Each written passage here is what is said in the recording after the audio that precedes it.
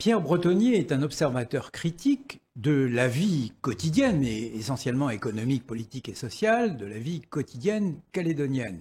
Nous le recevons aujourd'hui à nouveau. Pierre Bretonnier, bonjour. Bonjour Gabi. Alors, on arrive au 31 mars, date fatidique pour l'établissement du budget de la Nouvelle-Calédonie par les institutions locales. Au 1er avril, c'est le haut-commissaire et la Chambre territoriale des comptes qui sont saisis. Exactement.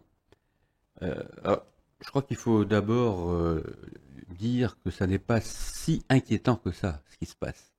Il faut savoir que des absences de gouvernement, des absences de budget, je dirais, ça arrive chaque année dans tous les pays européens. Oui, mais ça n'est pas une exception. Mais auparavant, il y aura un travail à faire quand même, parce que ce travail n'est certainement pas abouti. Ce travail ne va pas être très difficile. Il y a des dépenses obligatoires, notamment les emprunts. Donc ils reprennent le budget 2020, par exemple ? Voilà, et ils reprennent les recettes du budget 2020. Ils payent les dépenses obligatoires, c'est-à-dire celles que je viens d'indiquer, les remboursements de prêts, et puis celles qui ne sont pas obligatoires juridiquement, mais qui sont obligatoires, je dirais, sur le plan de la vie économique et sociale. C'est la paye de tous les fonctionnaires, rémunération de tous les contractuels, etc. Ça, c'est le plus important. Ils peuvent aussi prendre une partie des recettes d'investissement de l'année précédente. Donc tout ça peut des investissements en cours, par exemple. Voilà. Qui vont être achevés. En ce qui concerne les établissements publics, c'est la même procédure. Les établissements publics vont pouvoir fonctionner avec des douzièmes. Non, les douzièmes, c'est en quelque sorte notre système actuel. Après, ce ne sont pas les douzièmes, après, c'est le budget arrêté par la Chambre territoriale, par le haut-commissaire, sur avis de la Chambre territoriale des comptes, et sur avis aussi du gouvernement actuel. C'est-à-dire qu'en fait, ils vont se servir des travaux des administrations. C'est comme ça que ça se passe. D'accord. Donc il y a plus de 12e, on est en 12e depuis le début de l'année. Il s'agit là d'un budget normal, entre guillemets, un peu anormal puisqu'il est promulgué par le haut-commissaire après avis de la Chambre territoriale des comptes, mais il s'exécute budgétairement normalement. Et ce sont les différents services de la Nouvelle-Calédonie qui vont administrer ce budget. Exactement.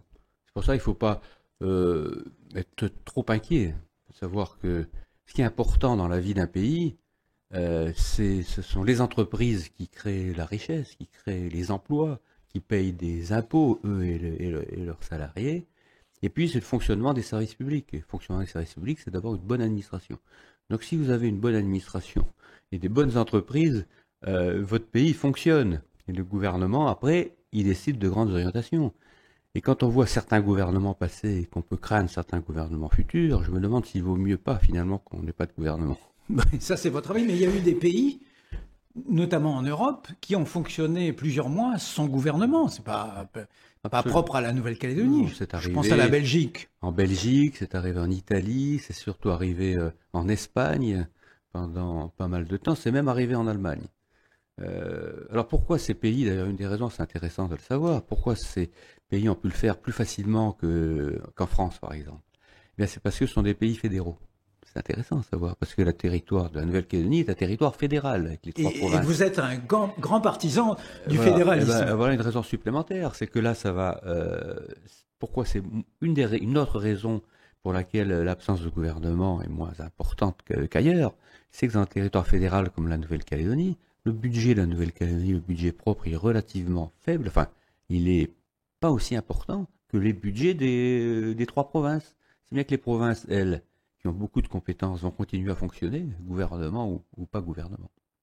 C'est d'ailleurs le cas aujourd'hui. Les provinces fonctionnent normalement. Alors c'est vrai avec le régime du 12e, demain avec le régime d'un budget général. Vous avez vu par exemple que pour l'usine du Sud, le gouvernement n'a pas eu grand-chose, n'a pas eu beaucoup son mot à dire. C'est la province Sud qui a réglé la question. Donc c'est plus facile dans un territoire fédéral, et c'est plus facile pour la Nouvelle-Calédonie de fonctionner sans gouvernement. Et donc, alors on en parlait lors de notre entretien précédent, les provinces aujourd'hui fonctionnent normalement. Les bugs, c'est essentiellement la Nouvelle-Calédonie, ce qui est interprovincial ou supraprovincial, le gouvernement et accessoirement le Congrès pour des raisons politiques. Mais les provinces fonctionnent normalement. Oui, les provinces, il faut savoir que depuis qu'elles existent, et elles ont toujours fonctionné normalement et plutôt bien fonctionné. Et s'il y a un problème qui se pose, c'est évidemment au niveau du gouvernement, parce que je signale que l'exécutif du temps des accords de Matignon faisait un exécutif territorial, calédonien, qui était composé des représentants des provinces, fonctionnait beaucoup mieux, fonctionnait bien par rapport au gouvernement collégial d'aujourd'hui, qui est une erreur institutionnelle manifeste. C'est un peu ce qui se passe actuellement avec le GTPS, puisque la période à laquelle vous faites allusion, c'était les 3 présidents de province, le président du Congrès et le haut-commissaire. C'est ça. C'est à peu près les contours du GTPS, même s'il est un peu plus avancé. Alors, les provinces fonctionnent normalement, le budget 2021 va être mis en place après avis et peut-être construction par la Chambre territoriale des comptes et promulgué par le haut-commissaire. Le haut-commissaire représente l'État en Nouvelle-Calédonie. L'État dépense beaucoup d'argent en Nouvelle-Calédonie, plus de 170 milliards. Est-ce que ce sont des subventions que l'État accorde à la Nouvelle-Calédonie? Alors, je dois dire, parce que beaucoup de Calédoniens n'en ont pas conscience, c'est que l'État, en réalité, c'est le contribuable métropolitain. Eh bien, le contribuable métropolitain, il faut savoir qu'il dépense plus pour la Calédonie que les Calédoniens eux-mêmes.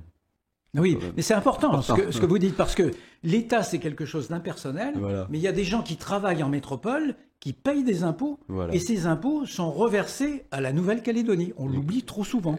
Exactement. Alors, c'est 175 milliards que l'État verse à la Nouvelle-Calédonie. Là aussi, ça paraît un peu, comment dirais-je, impersonnel. On ne voit pas trop de quoi il s'agit. Mais en fait, ce sont des dépenses qui sont d'une extrême utilité. Prenons par exemple la défiscalisation, qui n'est pas la plus importante, mais qui est importante. Il faut savoir qu'il n'y a pas un hôtel en Nouvelle-Calédonie qui a été construit sans défiscalisation de l'État. Pas une ferme aquacole qui a été construite sans... Pas un transporteur, regardez... Aircal 1, Aircal, les avions, c'est de la défiscalisation. Oui, des milliards. Ça représente des milliards. Même les logements sociaux, il y a eu des milliers de logements sociaux qui ont été construits grâce à la défiscalisation. Alors, pour revenir aux contribuables, les Calédoniens ne sont peut-être pas tout à fait conscients que la défiscalisation, là, c'est de la subvention financé par les impôts métropolitains à la Nouvelle-Calédonie. C'est-à-dire que le contribuable métropolitain, au lieu de payer son impôt au budget de l'État, il verse l'équivalent, si on peut dire, au budget de la Nouvelle-Calédonie. Alors je crois d'ailleurs qu'au titre du budget de l'État en Nouvelle-Calédonie 2019, cette défiscalisation représente 20 milliards de francs CFP, ce qui n'est pas rien. Mais vous parliez donc d'une aide économique directe du contribuable métropolitain au développement de la Nouvelle-Calédonie. Je voudrais revenir avec vous sur l'essentiel des dépenses de l'État. Ce ne sont pas des subventions, ce sont des financements d'un fonctionnement normal de la République en Nouvelle-Calédonie, notamment au travers des services régaliens. Oui, essentiellement, ce sont des dépenses de personnel. Il y a quand même 10 000 personnels environ qui sont rémunérés directement par la métropole. Alors, je regarde mes fiches, vous avez raison. Sur ma fiche, il y a 9 915 personnels de l'État rémunérés par la France. Exactement. Dont à peu près la moitié sont des cadres calédoniens d'ailleurs. Considérable, c'est presque 10% de l'activité salariale en Nouvelle-Calédonie. Essentiellement, ce sont pour la moitié, je crois, à peu près, des enseignants, professeurs d'université, des chercheurs, des personnels militaires pour la formation, par exemple, régiment militaire adapté. Donc, ce sont des dépenses qui sont absolument utiles pour la bonne marche et en plus, j'allais dire accessoirement, pas du tout accessoirement, représente autant d'argent qui circule, c'est-à-dire de consommation dans les commerces, de consommation de produits fabriqués par les entreprises. Et donc d'impôts payés. Et ensuite, donc, tout ça, ces salaires paient des impôts, les consommations, il y a des impôts à la consommation. Et ça fait boule de neige et ça participe évidemment au développement de la Nouvelle-Calédonie. Peut-on dire que l'essentiel de l'intervention financière de l'État en Nouvelle-Calédonie, c'est le fonctionnement de ses compétences régaliennes, justice, dépenses, police, gendarmerie, armée, douane, etc. Est-ce qu'on peut dire ça? Je dirais, ça dépend ce qu'on met dans les compétences régaliennes. Mais à part l'enseignement, oui. Voilà. Parce que quand même, la dépense importante de l'État, c'est 50 milliards pour l'enseignement, qui n'est pas vraiment une compétence régalienne. Oui, absolument. Mais pour le reste, effectivement, vous avez raison, ce sont les compétences régaliennes, sécurité, justice, finances, trésor, la douane. Peu de gens le savent. La météo? Mais tous les douaniers sont payés par la métropole. Et les douaniers, de quoi sont-ils chargés notamment? C'est de récupérer des impôts à l'entrée pour des sommes considérables. Eh bien, tous les douaniers sont payés par l'État, par exemple. Alors, ce sont plus que des nuances. Donc, les dépenses de l'État en Nouvelle-Calédonie, c'est pas à votre bon cœur, mesdames, messieurs, c'est pas uniquement de la subvention, c'est pour une grande partie, même l'essentiel des dépenses, les dépenses que la République fait en Nouvelle-Calédonie, comme dans toutes les collectivités de la République. C'est ça. Mais alors, en plus, si je puis dire, on a des dépenses de subvention au travers des contrats de développement. Ça, vous avez raison, j'ai un chiffre, ça doit être de l'ordre de 20 000 dotations aux communes et dotations aux provinces et dotations à Nouvelle-Calédonie, 30 milliards. Ouais. Ce qui n'est pas rien. On peut dire que l'essentiel des équipements communaux sont financés sur contrat de développement par l'État, pour partie. Par l'État, enfin pour la majeure partie par l'État, parce qu'il y a une participation quand même calédonienne, soit des communes, soit des provinces, soit de la Nouvelle-Calédonie.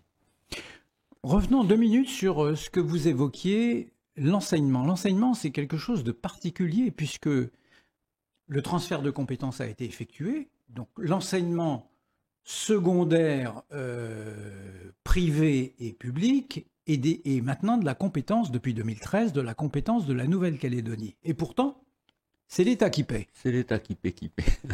Oui, c'est l'État. C'est absolument. Si on devait le payer nous-mêmes, il faudrait trouver 50 milliards. Oui, alors disons que c'est impossible pour faire clair. Voilà. Oui, il faudrait diminuer le nombre d'enseignants par 2 ou bien multiplier les impôts par 2. Ou diminuer les dépenses générales de 50 milliards pour payer les enseignants au même niveau qu'aujourd'hui. C'est impensable. Enfin, c'est toujours pensable en cas d'indépendance. Ça veut dire l'appauvrissement du pays. Là, les indépendantistes ne sont pas corrects lorsqu'ils parlent de ce problème. S'ils étaient corrects, ils diraient la vérité. Parce qu'on peut très bien être indépendantiste, après tout, mais ils devraient dire la vérité. Le pays va s'appauvrir. On peut être indépendant, mais on va devenir plus pauvre. Donc voilà, messieurs, si vous voulez voter pour nous, sachez que on aura plus de liberté, vous serez gouverné par des gens qui vous ressemblent, etc. Mais vous serez beaucoup plus pauvre. Vous n'aurez pas le même service d'enseignement, même service de santé, les mêmes prestations sociales, etc. C'est ça la vérité qu'il faut. En tous les cas, il y a une chose qui est sûre, si mes souvenirs sont bons, le personnel de l'enseignement secondaire, primaire et secondaire dans le privé, secondaire dans le public, bénéficie d'une disposition qui s'appelle la mise à disposition globale et gratuite des personnels. Et donc l'ensemble des personnels est rémunéré par l'État et mis à la disposition gratuitement à la Nouvelle-Calédonie.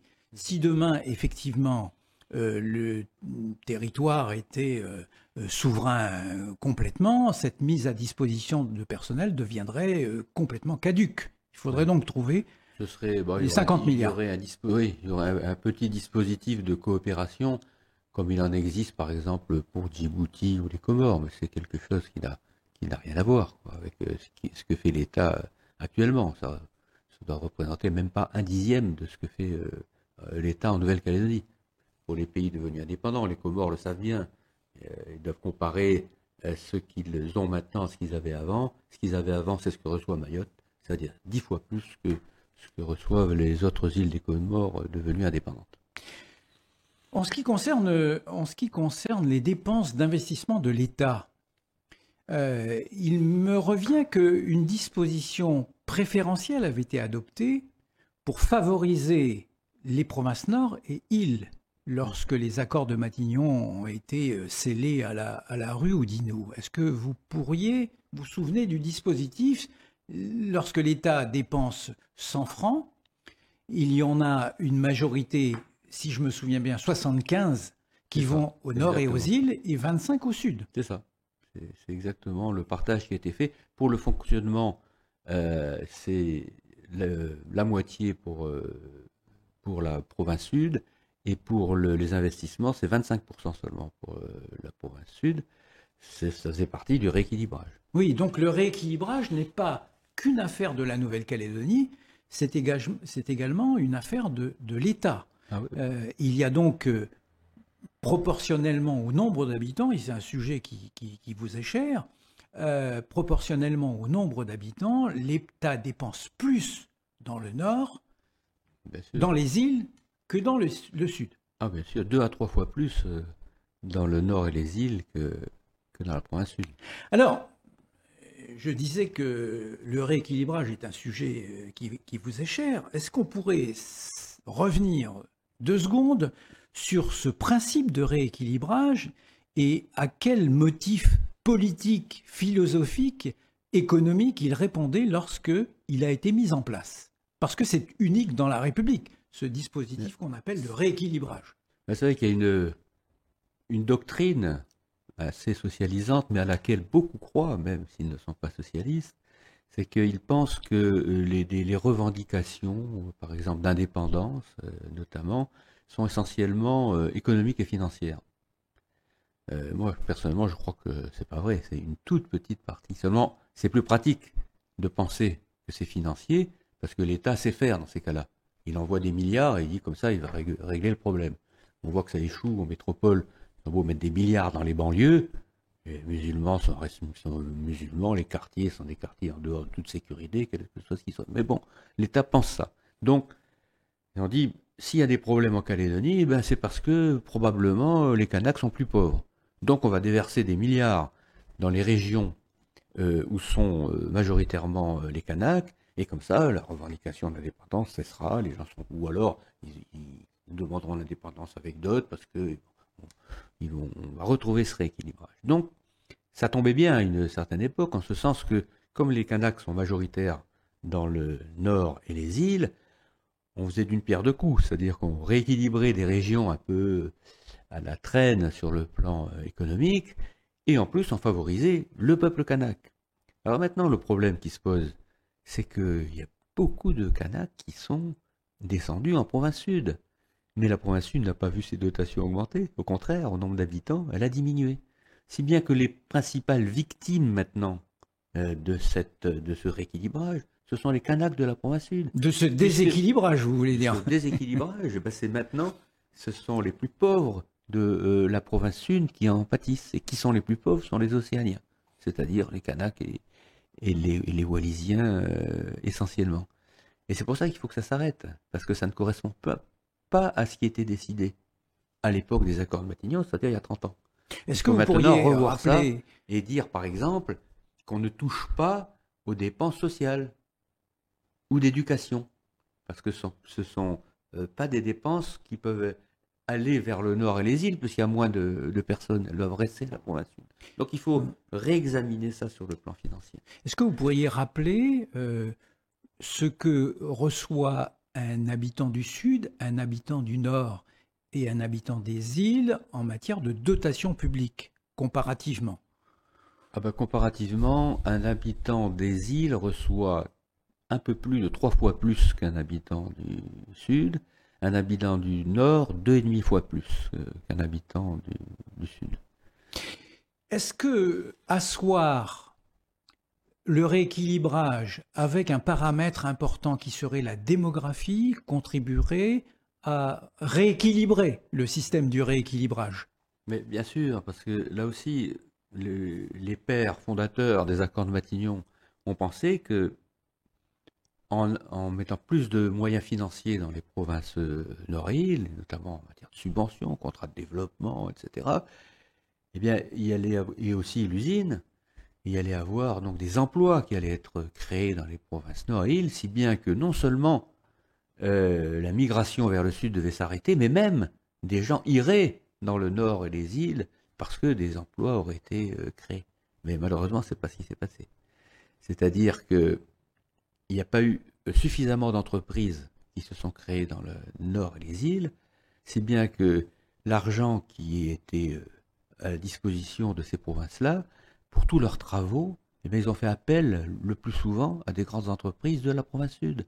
Si bien que l'argent fait un aller-retour, souvent en quelque sorte, et ils n'en ont pas vraiment profité. Donc ils n'ont pas créé suffisamment d'emplois, Ouais. ils n'ont pas su faire. Voilà, moi je vais être clair, ils n'ont pas su développer économiquement leur province. Alors, Sauf l'usine du Nord, qui est la seule réalisation, alors qui est un échec financier épouvantable. Mais sur le plan économique et social, c'est une réussite en ce sens que oui, il a créé des emplois. Des milliers d'emplois qui ont été créés. Heureusement on peut reconnaître ça à la province Nord. Il semble en revanche que la province des îles, au bout de 30 ans de rééquilibrage, probablement des centaines de milliards qui ont été transférés vers le nord et les îles, la province des îles a moins su valoriser les produits du rééquilibrage. Ah oui, je crois que c'est évident. Hein. Pourtant, il y a eu des aides extrêmement importantes de l'État, notamment pour les pêches, pour l'industrie touristique, les hôtels, etc. Donc il y a eu quelques efforts de fait, mais complètement insuffisants. Je suis allé récemment à Ouvéa, et c'est le désert. Il y a pratiquement rien qui est fait, même en matière touristique. Quand je compare à ce que nous avions fait, Gabi, si vous vous en souvenez, pour l'île des Pins, qui était un modèle de développement intégré sur le plan touristique. On a créé même des scieries pour abattre des arbres, pour construire des hôtels. Du cohue. Les cohues, le bunny, etc. Et on avait formé des transporteurs, transporté des touristes, subventionné des cars, on avait organisé la pêche et l'agriculture pour que les hôtels se fournissent en produits locaux, etc. Dans des établissements qui appartiennent aux Cougniers. Oui, c'était aussi une innovation. Bien sûr. Le Méridien appartient aux gens de l'île des Pins. On leur paye un loyer, en même temps ils ont des parts dans l'entreprise, etc. C'est quand même une réussite, l'île des Pins. Bon, dans les îles Loyauté, on n'a pas vu. Malheureusement, voilà. Pourtant, ils avaient essayé à un moment, il y avait eu des délégations qui sont venues finalement. Alors il y a quand même le tourisme de croisière qui marche. Oui, mais c'est pas celui qui procure le plus d'emplois et qui gère qui engendre le plus de revenus. Eh bien, nous allons nous séparer sur cette dernière observation sur le développement des provinces, le rééquilibrage.